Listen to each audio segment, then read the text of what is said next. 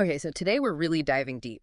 We're taking on Embracing the Void by ZT Tosha. I mean, just the title alone, right? Embracing the Void, it makes you think. Yeah, not your typical self-help book title, that's for sure. Right. And from the excerpts that you sent over, it seems like ZT Tosha is going, well, maybe beyond some of those more common cliches we hear about mindfulness or meditation. Totally. They're talking about the void as this place where, well, where there's this huge potential, which seems kind of backwards, you know? Yeah. Because usually we think of a void as like nothing, like avoid the void. Right, emptiness. Yeah. But Tosha's saying, no, no, no, see it as like fertile ground. So what do you think about that? Well, they use this, it's a striking image they use. It's like a gift, right? Mm-hmm. And the gift is offered, and then it's taken away. And it's not meant to be a cruel thing, but it's meant to show how that absence, when something's there and then it's not, it forces us to kind of confront something within ourselves. Oh, that's a really good way to put it. It's like our brains, we don't like those empty spaces. We want to fill them in. Yeah, We want it to make sense. So when there's a void, we have to kind of look inward to figure out, okay, what do we do with this? exactly. Yeah. Yeah, and in that act of confronting the void, that's where Tosha finds the real potential for growth and even transformation. Yeah. Yeah. They even call themselves an architect of reversals, which I kind of love. I love that. It's like they're taking what we think we know about emptiness and just flipping it, Yeah, yeah. turning it upside down. And it speaks to that idea of like looking at things from the inverse perspective. Right. And what Tosha seems to be saying is that by confronting what isn't there, what's missing, that's how we discover something profound. Not just about ourselves, but about the world around us too. So it's not just about what we grow in the void, but it's almost like what we build with that as the background. Exactly. Tosha talks about the void as a backdrop, right? The backdrop of existence. Mm-hmm. It's not that it's dictating anything. It's not saying you are this or you must do this, but it's providing that space for us to define those things ourselves. You know, it makes me think about, like in art, sometimes there's negative space, right? It's like, Yes. it's the empty space around an object that's just as important as the object itself 100%. because it defines it. Yeah, it gives it context. And I Yeah. think that's really what Tosha's saying about how we need to view the void. Hmm. It's not empty. It's actually a space that's full of possibility. It's just up to us to decide what we want to create in that space. It's almost like in the quiet, that's where we find the courage to ask the bigger questions. Like, what's Yeah. my purpose? What am I creating here? Yeah. And there's this one line in the book that I absolutely love. It says, the void is not a place of despair. It is fertile ground where imagination flourishes. That's beautiful. That's a powerful reminder, isn't it? That even when we're faced with what seems like emptiness, maybe even loss, Yeah. that there's still that capacity for growth Yeah. and Yeah. transformation, Mm. And I think what Tosha's doing here is really encouraging us to see the void not as an ending, but as a beginning. It really makes you think about how you approach things. Like if you're in a creative rut or you're facing a challenge, Right. maybe instead of being afraid of those empty spaces, those moments of uncertainty, Yeah. we should look at them as opportunities. Like something new could be coming from this. Exactly. It's interesting, though, because Tosha also talks about finding, like, beauty in the gaps. Yeah. Like, we should be looking for those moments of emptiness, and instead of being afraid of them, we should, like, appreciate them. Yeah, absolutely.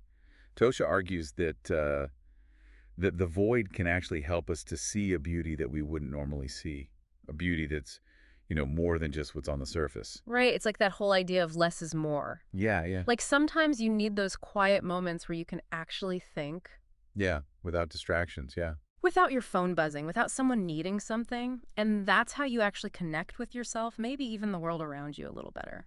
For sure. Tosha describes it as like the void. It strips away all those distractions, right? All the stuff we surround ourselves with, even those expectations that society kind of puts upon us. Yeah. And it just kind of exposes your essence. So it's not just a blank canvas. The void, it's like a mirror, too. Exactly. Because you're seeing yourself. Yeah, Tosha talks about that, the void being this reflection of ourselves, which, just like a mirror, can be kind of scary. Right. Like, what happens when we look and we don't like what's looking back? Ooh, that's a really good question. And I think that's where the work begins, right? Exactly. And I think, Tosha seems to be saying that this isn't just about reflecting.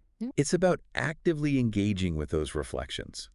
So, we're confronting our fears, our insecurities, but also our hopes and our dreams. It's about like really owning who you are, Yeah. even the parts that maybe you don't want to look at too closely. Exactly, exactly. And it's from that place, from that self-awareness that we can start to make choices about who we want to be Yeah. and what we want to create. You know, it reminds me of something else that Tosha wrote. They said, creation emerges not from fullness, but from the depths of absence. So, like, the more confident we are, the more comfortable we are, that's not necessarily where our best work comes from. Right. It's those moments where we're like, wait, I don't know what I'm doing. Yeah, yeah, That's where we can be our most creative selves. And totally. Because Yeah. we associate, creativity with abundance, right? Like we have all the answers. Yeah.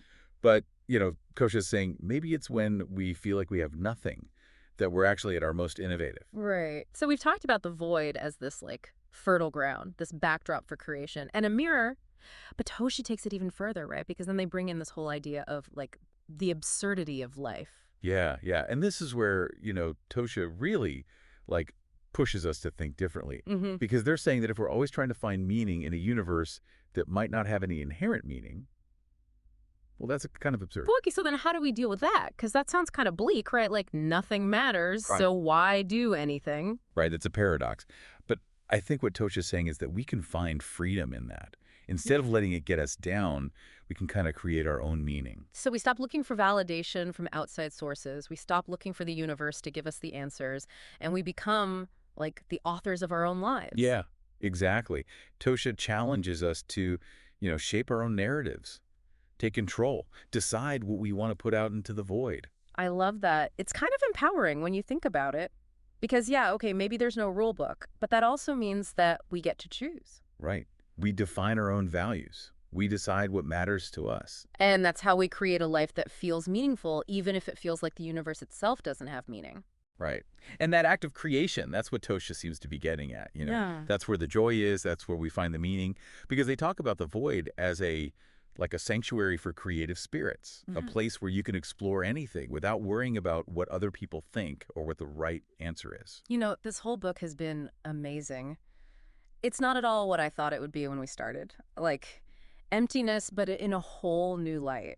So for anyone listening, I mean, where in your life are you holding on too tight? Like, what would it look like to embrace the void a little bit? What would happen if you let go of control a bit? That's a great question. I think that's what makes this so fascinating, right? Because it's not about just looking for emptiness, but it's about seeing those moments, those spaces of uncertainty as opportunities Yeah. to grow, to be creative, to discover something new about yourself. Yeah. And it's about approaching the void, not with fear, but with a sense of like curiosity. Like, oh, I wonder what's going to happen. Yes, exactly. Well said. So, to wrap things up, whether you're feeling stuck, uninspired, or maybe you just want to try something different, ZT Tosha's book, Embracing the Void, is definitely worth checking out. Yeah, it'll make you think. It will definitely give you a lot to think about.